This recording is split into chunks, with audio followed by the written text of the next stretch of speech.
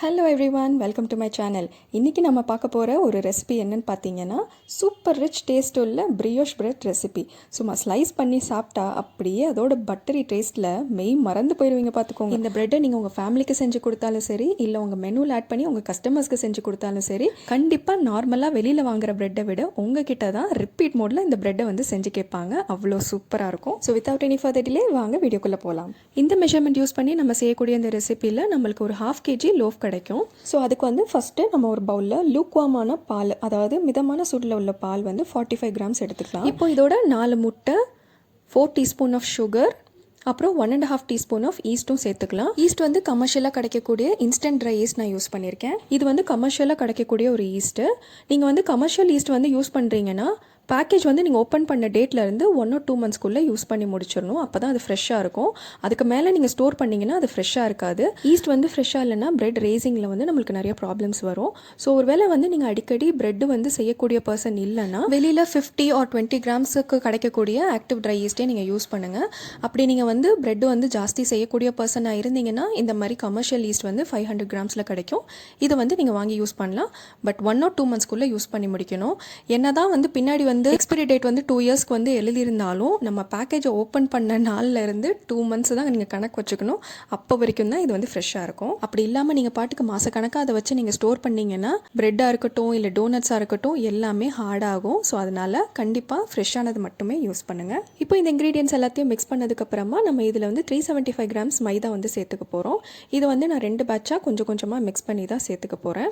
நல்லா பார்த்தீங்கன்னா நான் இதில் வந்து எக்ஸ்ட்ராவாக பாலோ இல்லை தண்ணியோ எதுவுமே ஆட் பண்ணல. வெறும் பாலும் முட்டையில் மட்டுமே தான் மிக்ஸ் பண்ணிகிட்டு இருக்கிறேன். குவான்டிட்டி வந்து கம்மியாக பண்ணுறதுனால நான் கை வச்சே மிக்ஸ் பண்ணி காமிக்கிறேன். இதே இது வந்து நீங்கள் குவான்டிட்டி ஜாஸ்தியாக பண்ணுறதா இருந்தால் எலக்ட்ரிக் பீட்டரோ இல்லை ஸ்டாண்ட் பீட்டரோ வச்சு நீங்கள் மிக்ஸ் பண்ணிக்கலாம். இப்போ ஸ்பாட்டுலா வச்சு ஓரளவு மிக்ஸ் பண்ணதுக்கப்புறமா கையில் வந்து பிசைஞ்சிக்க போகிறேன். ஒரு 5 minutesக்கு வந்து இதே போல் பிசைஞ்சிட்டே வந்தோன்னா கோதுமை மாவு பதத்துக்கு வந்து இந்த டைமில் வந்து நம்ம 130 கிராம்ஸ் ஆஃப் பட்டரை வந்து 2 பேட்சஸாக சேர்த்து பிசைஞ்சிக்க போகிறோம். பட்டரோட கன்சிஸ்டன்சி வந்து பார்த்திங்கன்னா இந்த மாதிரி சாஃப்டாக இருக்கணும். அப்போ தான் பிசைறதுக்கு வந்து ஈஸியாக இருக்கும்.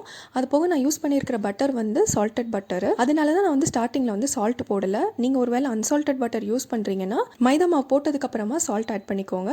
எக்காரணத்துக்கு கொண்டும் சால்ட்டை வந்து சுகரும் ஈஸ்ட்டோட வந்து சேர்த்து மிக்ஸ் பண்ணாதீங்க. ஈஸ்ட் வந்து நல்லா ஆக்டிவேட் ஆகாது. சுகரும் ஈஸ்ட்டும் மிக்ஸ் பண்ணதுக்கப்புறமா மாவு சேர்க்கும் போது தான் நம்ம சால்ட் சேர்க்கணும். அப்போ தான் வந்து உங்களுக்கு நல்ல ரிசல்ட் கிடைக்கும். இந்த டிப்ஸ் அண்ட் ட்ரிக்ஸ் எல்லாம் வந்து எனக்கு ஆரம்பத்தில் தெரியாததுனால பல பேட்சஸ் ஆஃப் பிரெட் வந்து நான் வேஸ்ட் பண்ணிட்டேன். உங்களுக்கும் அந்த மாதிரிலாம் ஆகக்கூடாதுன்னா கண்டிப்பாக இந்த டிப்ஸ் அண்ட் ட்ரிக்ஸ் எல்லாம் ஃபாலோ பண்ணுங்கள். சூப்பரான பிரெட் ரிசல்ட் உங்களுக்கு கிடைக்கும். இப்போது பட்டரோட இன்னொரு பேட்சையும் சேர்த்து நல்லா பிசைஞ்சிக்க போகிறேன். டோட்டலாக இதை வந்து பிசைஞ்சு முடிக்கிறதுக்கு எனக்கு ஒரு 10 minutes ஆச்சு.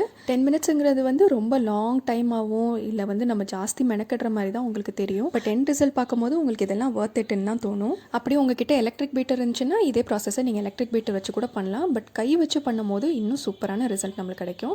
இப்போ டோ வந்து ரெடி ஆயிடுச்சு. இதை வந்து இந்த மாதிரி நல்லா டைட்டாக வந்து டக்கின் பண்ணி வச்சு பவுலோட சைட்ஸ்லையும் மாவு மேலேயும் கொஞ்சமாக சன்ஃப்ளவர் ஆயில் தடவி ஒரு லிட்டு போட்டு ஃபஸ்ட்டு டோ ரேஸ்க்கு வந்து இதை வச்சிடலாம். இது வந்து 1 to 2 hours வரைக்கும் ஆகலாம். டோ ரேஸ் வந்து கம்ப்ளீட்டாக நீங்கள் இருக்கிற ரீஜனோட கிளைமேட்டை பொறுத்தது தான். இப்போதைக்கு இங்கே ஹைதராபாத்தில் வந்து கொஞ்சம் வார்மாக தான் இருக்குது. ஸோ அதனால் எனக்கு 1.5 hour ஆச்சு இது ரைஸ் ஆகிறதுக்கு. அது மட்டும் இல்லாமல் நான் ஏற்கனவே சொன்ன மாதிரி ஈஸ்ட்டும் வந்து ஃப்ரெஷ்ஷாக இருந்தால் தான் இவ்வளோ சீக்கிரமாக ரைஸ் ஆகும்.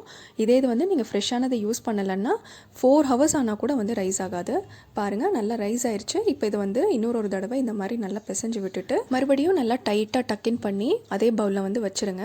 இப்போ இதை லிட்டு போட்டு நம்ம ஃப்ரிட்ஜில் வந்து ஓவர் நைட்டுக்கு இதை வச்சிட போகிறோம். என்னடா பொசுக்குன்னு ஃப்ரிட்ஜில் வைக்க சொல்லிட்டாலேன்னு யோசிக்காதீங்க. இந்த மாதிரி ஃப்ரிட்ஜில் வச்சு செய்கிற பிரெட்டோட ரிசல்ட் வந்து சும்மா வேறு லெவலில் இருக்குங்க. நீங்கள் எண்ட் ரிசல்ட் மட்டும் கொஞ்சம் வெயிட் பண்ணி அப்படியே பாருங்கள்.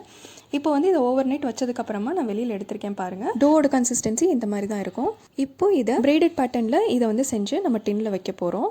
ஸோ அதுக்கு வந்து இதை நான் 3 பார்ட்டாக வந்து கட் பண்ணிக்க போகிறேன். இப்போ இது 3ஐயும் எடுத்து இந்த மாதிரி ரோல் பண்ணி இப்போது இது 3தோடையும் ஒரு எட்ஜை வந்து இந்த மாதிரி அட்டாச் பண்ணி இப்படி பிரெய்ட் பண்ணிக்கோங்க. அதாவது நம்ம ஜடெல்லாம் போடுவோமே அந்த மாதிரி பண்ணிவிட்டு இன்னொரு எட்ஜையும் இந்த மாதிரி அட்டாச் பண்ணிடுங்க. இப்போது சன்ஃப்ளவர் ஆயில் போட்டு க்ரீஸ் பண்ண ஒரு பிரெட் டின்னில் வந்து இதை வச்சு செகண்ட் டோ ரேஸ்க்கு நம்ம வந்து மூடி வச்சிடலாம். இதுவும் எனிவேர் ஃப்ரம் 1 to 2 hours ஆகும். இப்போ பாருங்கள், 2 hours அப்புறம் நல்லா பொங்கிருச்சு.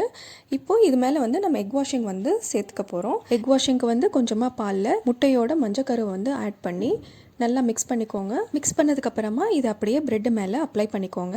என்கிட்ட இருக்கிற சிலிக்கான் ப்ரஷ் வந்து உடஞ்சிருச்சு, அதனால தான் நான் ஸ்பூன் வச்சு இதை அப்ளை பண்ணிக்கிட்டு இருக்கேன். உங்ககிட்ட ஒரு வேளை ப்ரஷ் இருந்துச்சுன்னா இது வந்து ப்ரஷ் வச்சே நல்லா ஈவனாக இந்த மாதிரி ஸ்ப்ரெட் பண்ணி விட்டுக்கோங்க. எக் வாஷிங் அப்ளை பண்ணிவிட்டு ½ அன் ஹவருக்கு 180 டிகிரிஸ்க்கு ப்ரீ ஹீட் ஆன அவனில் அதே 180 டிகிரிஸ்க்கு ஃபஸ்ட்டு பேக் மோட், அதாவது லோவர் ராட் ஃபங்க்ஷன் பண்ணுற மோடில் 25 மினிட்ஸ்க்கு பேக் பண்ணிக்கோங்க. அப்புறமா ஒரு 5 மினிட்ஸ்க்கு கன்வெக்ஷன் மோட், அதாவது upper rod and lower rod function பண்ணுற மோடில் 200 டிகிரிஸுக்கு பேக் பண்ணி எடுத்துக்கலாம். அப்போ தான் இது போல் நல்லா அழகாக ப்ரௌனாக உங்களுக்கு வந்து பேக் ஆகிருக்கும். இப்போ இது சூடாக இருக்கும் போதே கொஞ்சமாக பட்டர் எடுத்து இது மேலே இந்த மாதிரி கிளேசிங் பண்ணிக்கலாம். இது வந்து அப்படியே ஒரு 5 மினிட்ஸுக்கு 10ல் இருக்க விட்டுட்டு அதுக்கப்புறமா இமீடியட்டாக வெளியில் எடுத்துருங்க. வெளியில் எடுத்ததுக்கப்புறமா ஒரு 1 to 2 ஹவர்ஸ் வரைக்கும் நல்லா கூலானதுக்கப்புறமா இதை வந்து கட் பண்ணி பார்க்கலாம். அப்படி சூடு ஆறுறதுக்குள்ளேயே நீங்கள் ஸ்லைஸ் பண்ணிங்கன்னா போர்ஸ் எல்லாம் வந்து ரொம்ப ஒரு மாதிரி நெருக்கமாக இருக்கும், ஒரு மாதிரி சேர்ந்து போன மாதிரி இருக்கும். ஸோ இது நல்லா ஆற விட்டதுக்கப்புறமா ஸ்லைஸ் பண்ணி எடுத்துக்கலாம். இப்போ நல்லா ஆறிடுச்சு. வாங்க ஒரு ப்ரெட் நைஃப் வச்சு கட் பண்ணி பார்க்கலாம். பார்த்தீங்களா எவ்வளோ சாஃப்டாக, எவ்வளோ ஸ்பாஞ்சி, அப்படி கேக்கு போல் இருக்குன்னு. இதை பிச்சு காமிக்கிறேன் பாருங்கள், எவ்வளோ சாஃப்டாக, எவ்வளோ சூப்பராக இருக்குன்னு.